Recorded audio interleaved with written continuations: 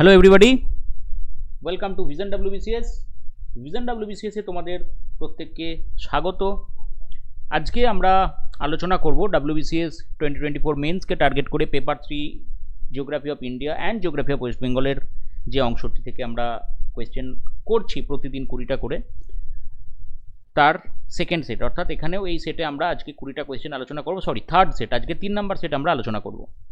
আজকের সেটে maximum question কিন্তু ওয়েস্ট বেঙ্গল জিওগ্রাফি থেকে আছে, কারণ আমাদের ওয়েস্ট বেঙ্গল জিওগ্রাফির স্পেশাল রেফারেন্সে পড়তে বলা হয়েছে অ্যাকর্ডিং টু সিলেবাস। সেই কারণে আজকে বেশ কিছু প্রশ্ন আমরা ওয়েস্ট বেঙ্গল জিওগ্রাফি থেকে রেখেছি। So let's start. আজকের প্রথম question, consider the following statements regarding the geological structure of West Bengal. পশ্চিমবঙ্গের জিওলজিক্যাল স্ট্রাকচার সম্বন্ধে কিছু তথ্য এখানে দেওয়া আছে, সেই তথ্যগুলিকে এখানে তুলে ধরা হয়েছে। তার মধ্যে কোনটা কোনটা ঠিক এটা এখানে বলতে হবে, রাইট? সো যদি দেখি, the western part of West Bengal belongs predominantly to the Chotanagpur নিস কমপ্লেক্স। একদম ঠিক। এটা আমরা ম্যাপের থ্রু দিয়ে দেখলে আরও ভালোভাবে বুঝতে পারবো যে এই যে জায়গাটা,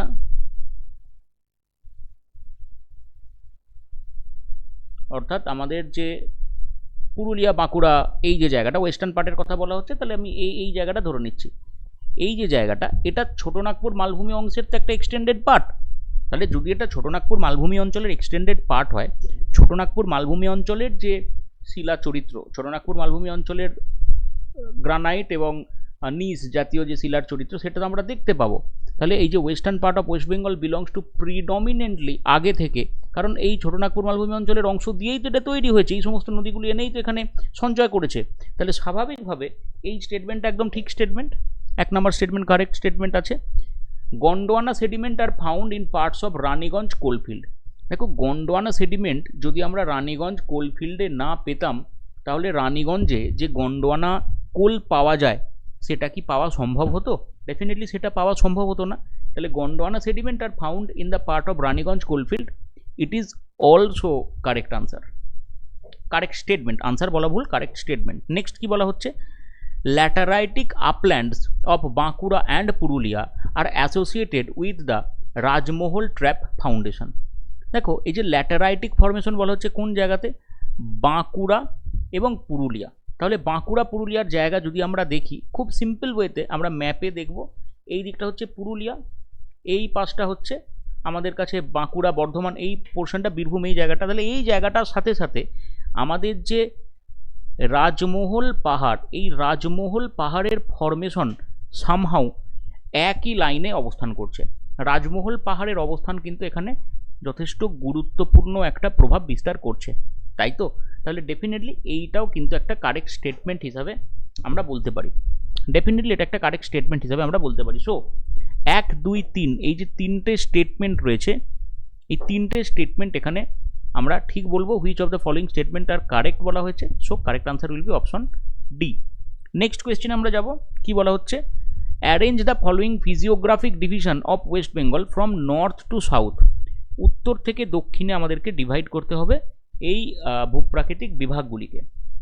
তাহলে স্বাভাবিকভাবে একদম উত্তর অংশে আমরা একটা ছবি এঁকে নিই।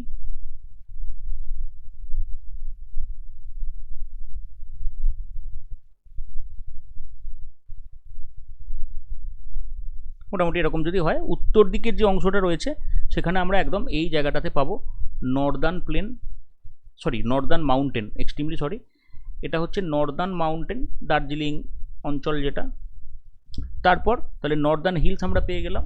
এবার আমরা পাবো তার পাদদেশীয় অঞ্চল তরাই এবং ডুয়ার্স অঞ্চল। তাহলে দেখো, তরাই এবং ডুয়ার্স অঞ্চলের কথা বলা হচ্ছে, আমরা তরাই আগে নেব না ডুয়ার্স আগে নেব? তাহলে এক্ষেত্রে একটা কনফিউশন তৈরি হতে পারে। তো এই ক্ষেত্রে আমরা তরাই অঞ্চল যদি দেখি, হিমালয়ের পাদদেশীয় যে অংশ রয়েছে সেখানে আমরা ইনিশিয়ালি তরাই পাই। তাহলে উত্তর থেকে দক্ষিণে আমরা আগে তরাই অঞ্চল পাবো, কারণ তরাই অঞ্চলটা যদি লক্ষ্য করা যায়, এই যে তরাই অঞ্চল রয়েছে এবং ডুয়ার্স অঞ্চল রয়েছে, তাহলে সেক্ষেত্রে আমরা স্পেসিফিক্যালি দেখতে পাবো ডুয়ার্স হচ্ছে তিস্তা নদীর পশ্চিম দিকের অংশ এবং তিস্তা নদীর পূর্ব দিকের অংশ হচ্ছে ডুয়ার্স। তিস্তা নদী এরকমভাবে বিস্তার লাভ করেছে, পশ্চিম দিকের অংশ তরাই, পূর্ব দিকের অংশ ডুয়ার্স। এবার এটা তো পূর্ব পশ্চিম গেল, উত্তর দক্ষিণে বিচার করলে এই নর্দার্ন প্লেনের পর এই জায়গাটাতে আমরা ডুয়ার্স পেয়ে যাচ্ছি না, আলিপুরদুয়ার বা এই জায়গাটা। তো সেই কারণে আমরা নেব নর্দার্ন হিল, তারপরের অংশ হিসাবে ডুয়ার্স, ডুয়ার্সের পর থাকছে তরাই, তারপর হচ্ছে রাঢ় প্লেন। তাহলে প্রথমে 3, 3-এর পর আসছে 2, অপশন এ। এবং কেন আমি ডুয়ার্সকে রাখছি তার এক্সপ্লেনেশন কিন্তু আমি দিলাম, যেহেতু এটা পূর্ব দিকের অংশ এবং পূর্ব দিকের অংশ হলেও তার অবস্থানটা দেখো, পূর্ব দিকের অংশ হলেও অবস্থানটা কিন্তু খুব কাছাকাছির মধ্যে পড়ছে, সেই কারণে এটাকে আমরা নিচ্ছি। ঠিক, তাহলে এক্ষেত্রে কারেক্ট আনসার হবে অপশন এ। নেক্সট কোয়েশ্চেনে যাব, which of the following rivers are antecedent river in case of West Bengal? নিম্নলিখিত কোন নদীগুলি অ্যান্টিসিডেন্ট নদী হিসাবে এখানে অবস্থান করছে? কোন নদীগুলি আমরা এখানে অ্যান্টিসিডেন্ট হিসাবে দেখতে পাবো? তাহলে অ্যান্টিসিডেন্ট নদী কাকে বলে? তাহলে অ্যান্টিসিডেন্ট নদী হিসাবে আমরা মূলত যেটা দেখতে পাই সেটা হচ্ছে যে সমস্ত নদীগুলি সাধারণভাবে মনে করা হয় যে হিমালয় পার্বত্য অঞ্চলের আগে তৈরি হয়েছে। এবার এখানে হিমালয় পার্বত্য অঞ্চল নাও হতে পারে, অন্য যে কোনো পার্বত্য অঞ্চল, অর্থাৎ যে সমস্ত নদীগুলি পার্বত্য অঞ্চল তৈরি হওয়ার ফলেতে বাধাপ্রাপ্ত হয়েছে কিন্তু বাধা এড়িয়ে ডাউন কাটিং করে প্রবাহিত হয়ে গেছে, তাদের কথা আমরা বলতে পারি।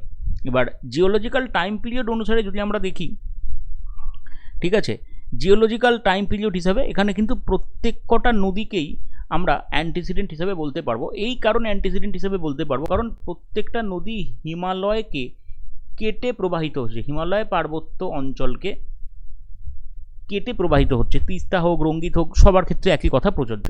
সো এক্ষেত্রে কারেক্ট আনসার আমরা অপশন ডি হিসাবে নিচ্ছি। Next question, consider the following statements.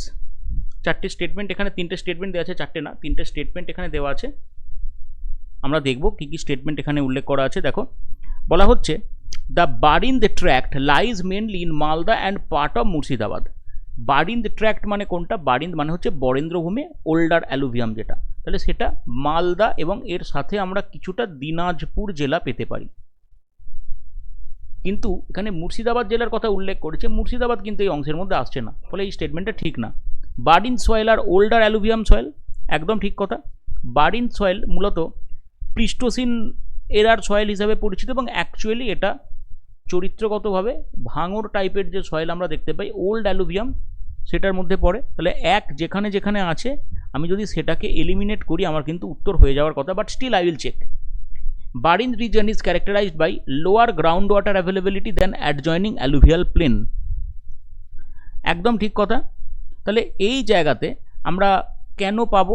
তার কারণ হচ্ছে এই লোয়ার গ্রাউন্ড ওয়াটার টেবিল জল কিছুটা কম রয়েছে in comparison to adjoining alluvial plain. Alluvial plain রিজিয়নে আমার নদীর প্রবাহ হচ্ছে, ফলে এই যে সারফেস ওয়াটার ফ্লো, এই সারফেস ওয়াটার ফ্লো ভূপৃষ্ঠস্থ প্রবাহ যেটা, সেটা অ্যাজ ইট ইজ থেকে যাচ্ছে এবং কিছু কিছু জল পেনিট্রেট করছে, ফলে সেটার গ্রাউন্ড ওয়াটার রিচার্জের ক্ষেত্রেও যথেষ্ট হেল্পফুল হচ্ছে, তাই না?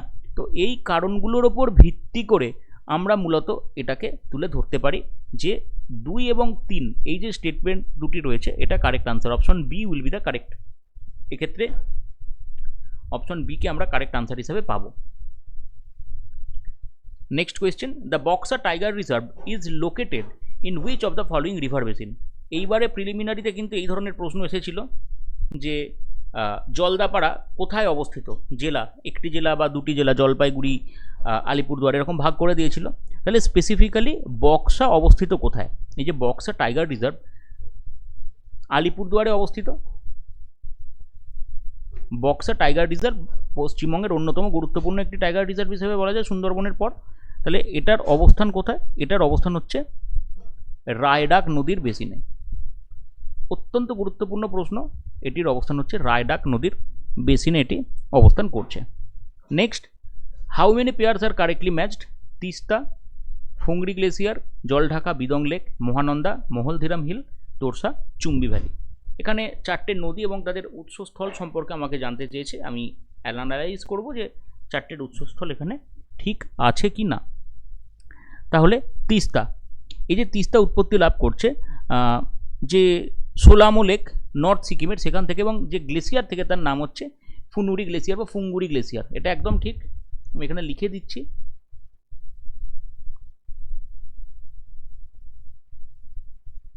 সোলামো লেক থেকে। জলঢাকা বিটং লেক থেকে উৎপত্তি লাভ করছে, এটাও একদম ঠিক কথা, পূর্ব সিকিমে অবস্থিত। এটার আরেকটি নাম হচ্ছে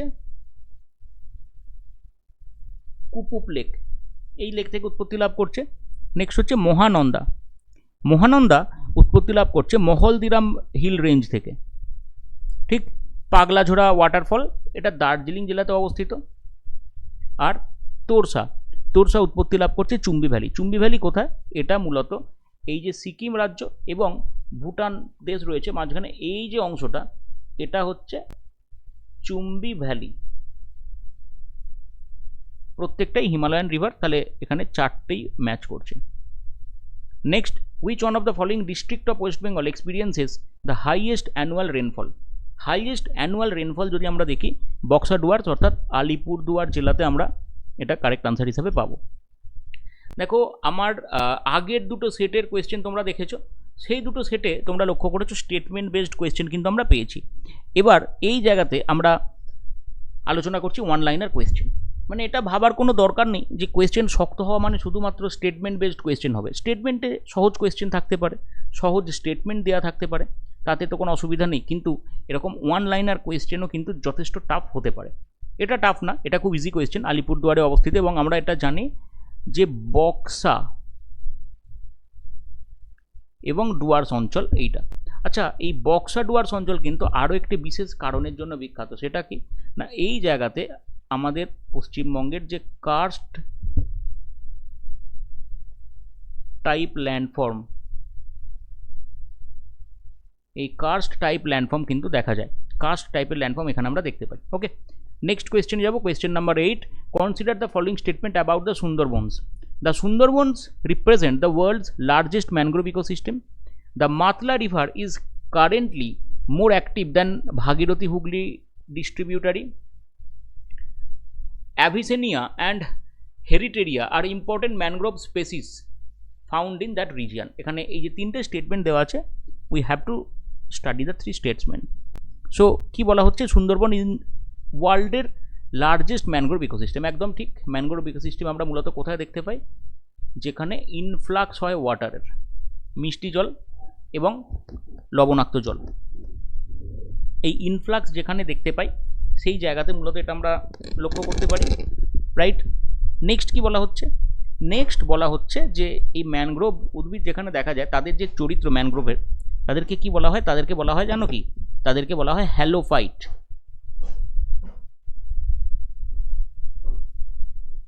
হ্যালোফাইট, এবং এদের স্পেসিফিক ক্যারেক্টারিস্টিক কিছু থাকে, এদের ব্রিথিং রুট থাকে। এইবারে এক্সামে জিজ্ঞাসা করেছিল প্রিলিমসে, ব্রিথিং রুট থাকে। এদের ভিভিপোরাস জার্মিনেশন হয়, জরায়ুজ অঙ্কুরোদ্গম হয়, ভিভিপোরাস জার্মিনেশন হয়। আর এদের স্টিল্ট রুট থাকে। স্টিল্ট রুট মানে হচ্ছে যেটা ঠেস মূল, এটা দেখতে পাওয়া যায়। যাই হোক, the Sundarban represent world's largest mangrove ecosystem, এটা ঠিক statement. The Matla river is currently more active than Bhagirathi Hooghly distributary. এই যে মাতলা নদীর কথা বলা হচ্ছে, এটা মোর অ্যাক্টিভ বর্তমান সময়তে, তার নদীর যে কাজ, ইনফ্লাক্সের কাজ, এটা কিন্তু একদম ঠিক স্টেটমেন্ট হিসাবে বলা হচ্ছে। ওকে, এটা একদম ঠিক স্টেটমেন্ট হিসেবে আমরা বলতে পারি, এবং এর সিলটেশন যথেষ্ট বেশি পরিমাণে হচ্ছে। ওকে, নেক্সট পরের যে স্টেটমেন্টের কথা বলা হচ্ছে, এখানে এই যে অ্যাভিসেনিয়া আর হেরিটেরা, এরা দুজনেই কিন্তু স্পেসিফিক্যালি এই যে ম্যানগ্রোভ স্পেসিস বলা হয়েছে, আমি আরও স্পেসিফাই করে দিচ্ছি, সুন্দরী গাছ, সুন্দরী গাছের প্রজাতি। তাহলে এই স্টেটমেন্টও ঠিক, 1, 2, 3। So correct answer will B 1, 2 and 3, option D. Next, which of the following district do not share A border with Bangladesh? বাংলাদেশের সাথে বর্ডার কোন জেলা শেয়ার করছে না, রাইট? তাহলে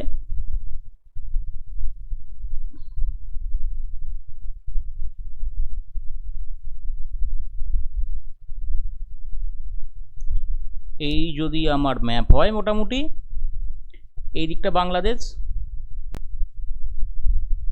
এই দিকটা বাংলাদেশ। আমার উত্তর দিনাজপুর কোথায়? এই দিকে অবস্থিত। মুর্শিদাবাদ এই দিকে অবস্থিত। আর নদিয়া, মুর্শিদাবাদের দক্ষিণে নদিয়া অবস্থিত। তাহলে সবাই বাংলাদেশের সাথে বর্ডার শেয়ার করছে। নাও কামিং টু পূর্ব বর্ধমান, আমার পূর্ব বর্ধমান জেলা অবস্থান করছে এইরকম জায়গাটাতে। তাহলে পূর্ব বর্ধমানের সাথে বর্ডার শেয়ার নেই। সো কারেক্ট আনসার কী হবে? ডেফিনেটলি কারেক্ট আনসার হবে পূর্ব বর্ধমান জেলা। সো ডু নট শেয়ার বলে দিয়েছে, only one, Purba Bardhaman. Correct answer হচ্ছে option A, Purba Bardhaman. Next কোয়েশ্চেনে যাব। The Ajay, Damodar, Dwarakeswar and Shilabati rivers collectively contribute to the formation of. এই যে নদীগুলি রয়েছে, এই নদীগুলি হচ্ছে পেনিনসুলার নদী, মালভূমি অঞ্চলের নদী। তাহলে মালভূমি অঞ্চলের যদি নদী হয়, এরা আসছে কোন দিক থেকে? এরা স্পেসিফিক্যালি আমি আগের ছবিটাতেই দেখাচ্ছি, এরা আসছে এরকমভাবে পশ্চিম দিক থেকে আসছে, এবং পশ্চিম দিক থেকে আসা মানে এই দিকে কে রয়েছে?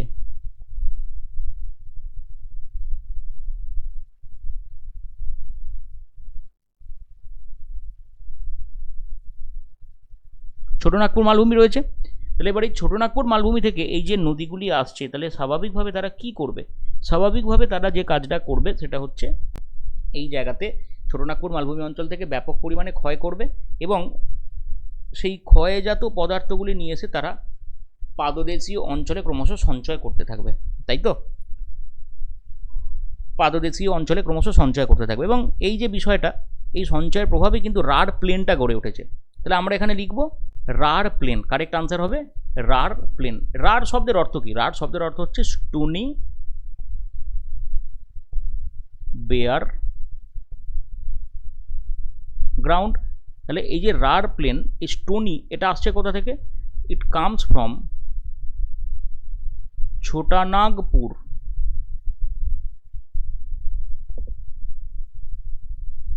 প্লেটু রিজিয়ন, তাই তো? তাহলে Rarh plain is the correct answer.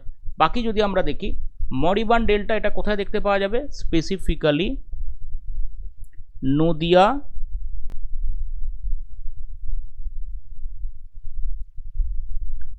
Murshidabad, এই জায়গাতে দেখতে পাওয়া যাবে। নিউ অ্যালুভিয়াল প্লেন আমরা কোথায় দেখতে পাবো? হুগলি নদীর পার্শ্ববর্তী অঞ্চলগুলিতে দেখা যাবে নিউ অ্যালুভিয়াল প্লেন।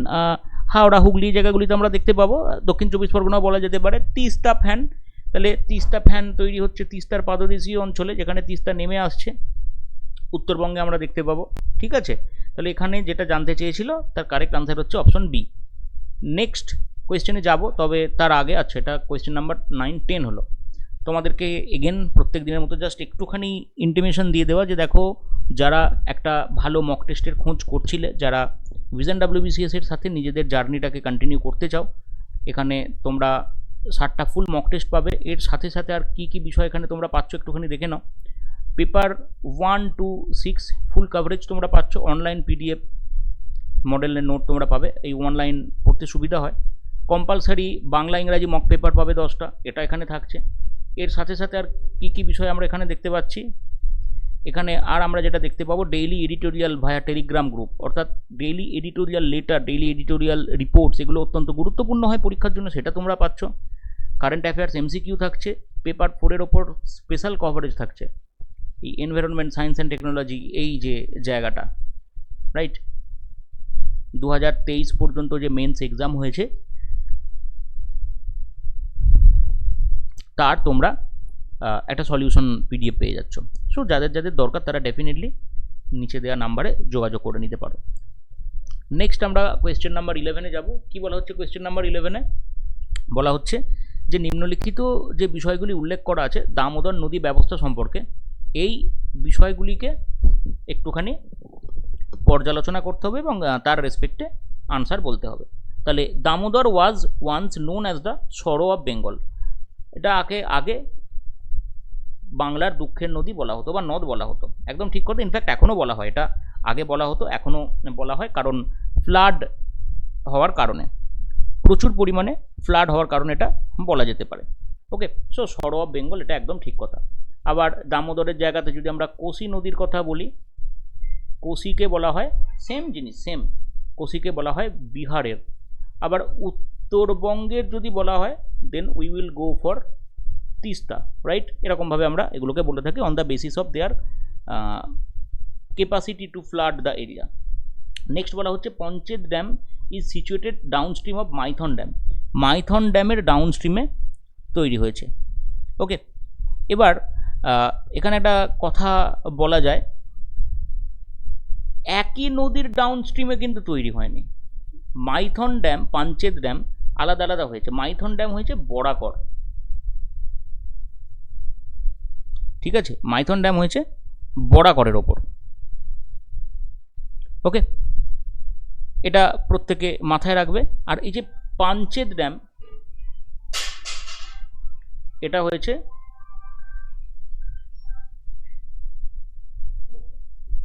দামোদরের ওপর। ওকে, তাহলে এটা ঠিক না। Damodar valley corporation was modelled partly on the Tennessee valley authority.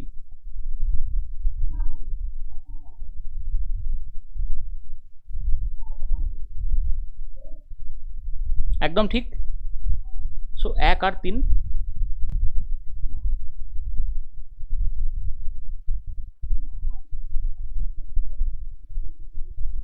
এবার দেখো এখানে একটা কথা বলে দিই, এটা কারা কারা মেনটেন করে।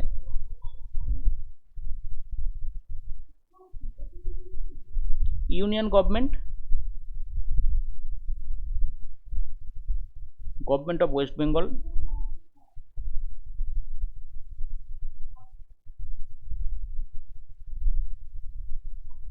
গভর্নমেন্ট অফ ঝাড়খণ্ড, এটাও জিজ্ঞাসা করতে পারে যে কোনো সময়। Next, which of the following district are traverse by tropic of cancer. Tropic of cancer যদি আমরা দেখি কোন কোন জেলা দিয়ে গেছে, প্রিলিমসে দেখো এই জায়গা থেকে কিন্তু প্রশ্ন এসেছিল, প্রিলিমসে এই জায়গা থেকে আবার প্রশ্ন এসেছিল যে ট্রাভার্স করেছে। তাহলে আমরা যদি দেখি পুরুলিয়া, বাঁকুড়া, পশ্চিম মেদিনীপুর, না নদিয়া। তাহলে 1, 2, 4 কারেক্ট আনসার হবে। 1, 2, 4 কি অপশনে আছে? না। তাহলে কারেক্ট অপশন আমার এখানে যেহেতু নেই 1, 2, 4, আমাকে কি করতে হবে, অ্যাটলিস্ট আমি 1, 2টা নিতেই পাচ্ছি।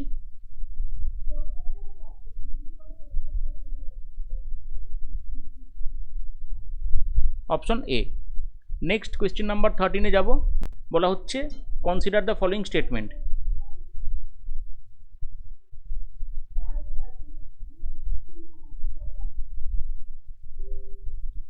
কি বলা হচ্ছে?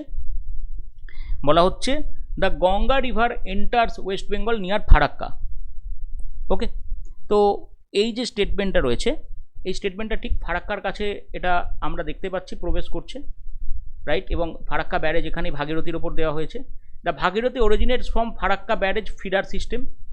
অ্যাকচুয়ালি ভাগীরথী যে ভাগটা হচ্ছে, ভাগীরথী তো হেড স্ট্রিম ছিলই, এগেন এই ভাগটা হচ্ছে এই জায়গাটাতে, এটাও ঠিক। The Padma enters Bangladesh differently from Murshidabad, directly from Murshidabad district. একদম ঠিক।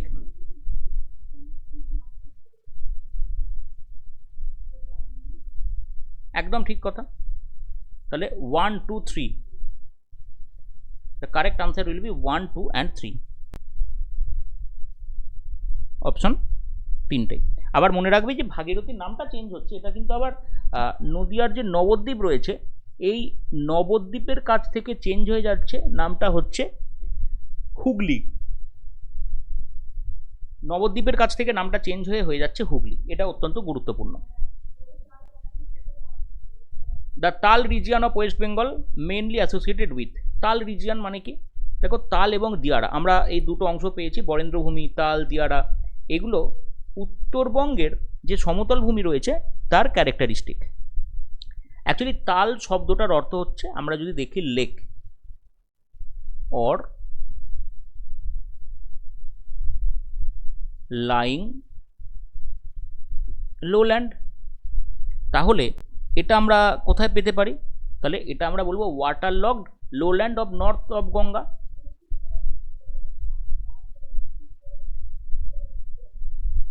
এখানে,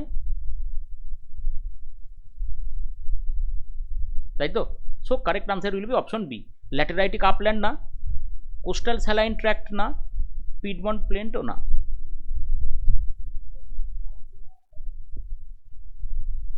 নেক্সট কোয়েশ্চেন আমরা যাব, কোয়েশ্চেন নাম্বার 15। কোয়েশ্চেন নাম্বার 15-এ কি বলা হচ্ছে? Consider the following pair. How many pairs are correctly matched? Singalila দার্জিলিংয়ে, নেওড়া ভ্যালি কালিম্পংয়ে, গরুমারা, জলপাইগুড়ি, জলদাপাড়া, আলিপুরদুয়ার। দেখো এখানে 4টে স্টেটমেন্ট দেওয়া আছে। এখান থেকে কিন্তু একটা প্রশ্ন প্রিলিমসে তোমাদের এসেছিল।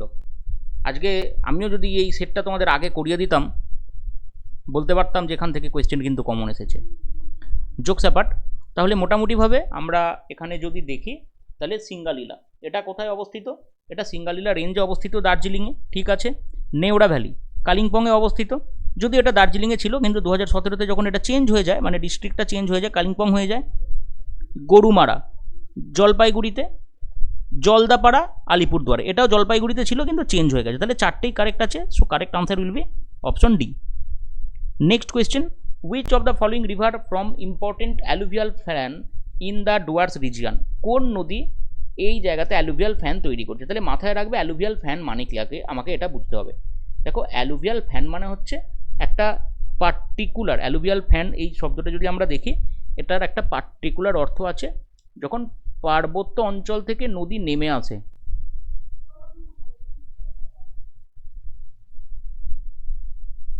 এরকম নদী নেমে আসছে, এবার তার যে ডিস্ট্রিবিউশন এরকমভাবে ছড়িয়ে দিল।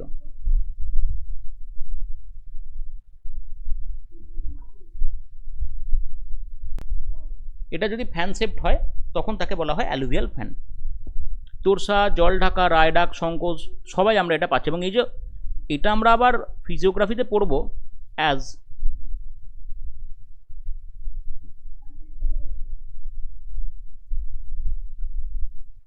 সাব হিমালয়ান ফ্যান জোন হিসাবে, এটাকে আমরা করব সাব হিমালয়ান ফ্যান জোন হিসাবে। ওকে, সো 4টে এক্ষেত্রে কারেক্ট আনসার হবে। নেক্সট কোয়েশ্চেন নাম্বার 17-এ যাব। Consider the following statement regarding coastal West Bengal. Coastal West Bengal সম্পর্কে জানতে চেয়েছে, অর্থাৎ একদম দক্ষিণ ভারত। দেখো আমি আগেই তোমাদের বলেছিলাম যে এই সেটটা আমরা ম্যাক্সিমাম কোয়েশ্চেন কিন্তু পাবো জিওগ্রাফি অফ ওয়েস্ট বেঙ্গল থেকে, এবং আমি সেটাই এখানে রাখার চেষ্টা করেছি। তো কোস্টাল ওয়েস্ট বেঙ্গল সম্বন্ধে বলেছে, Digha coast is primarily an emergent coast. একদম ঠিক, এমার্জ করছে, এটা একদম ঠিক। সমুদ্র ক্রমশ দূরে চলে যাচ্ছে, এবং এই যে স্যান্ডিউন এবং সবথেকে বড় কথা ওয়াইড বিচেস,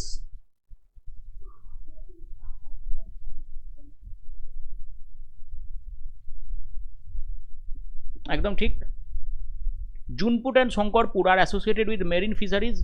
জুনপুট এবং শঙ্করপুর ডেফিনেটলি মাছ চাষের জন্য অত্যন্ত উপযুক্ত জায়গা, মাছ কালেকশন করা হয় এখানে। ঠিক আছে।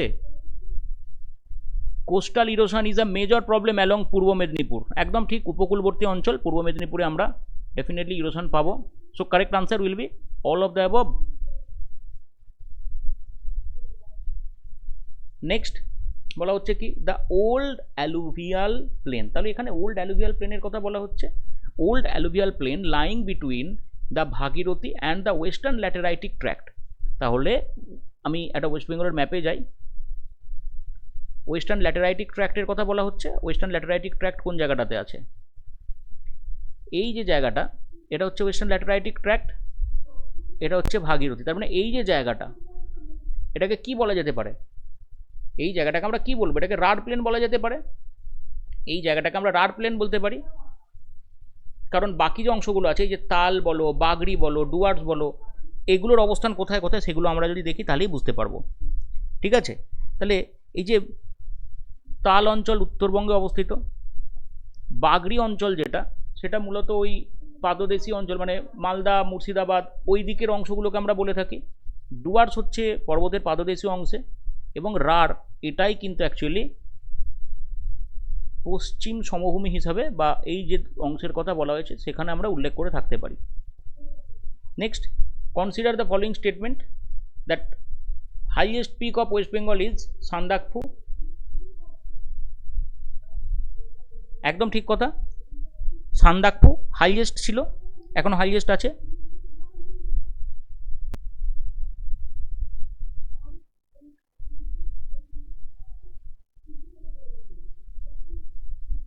ওকে, কোয়েশ্চেন নাম্বার স্টেটমেন্ট নাম্বার 1 একদম ঠিক, 3636 মিটার। স্টেটমেন্ট 2তে কি বলা হচ্ছে? It is located on India Nepal border. এটা তো একদম ঠিক, ইন্ডিয়া নেপাল বর্ডারে অবস্থিত আমরা বলতে পারি, ইন্টারন্যাশনাল বর্ডার। আর স্টেটমেন্ট 3-তে বলা হচ্ছে Kanchenjunga can be seen from Sandakphu, এটাও দেখা যেতে পারে, ফলে তিনটে স্টেটমেন্টই ঠিক।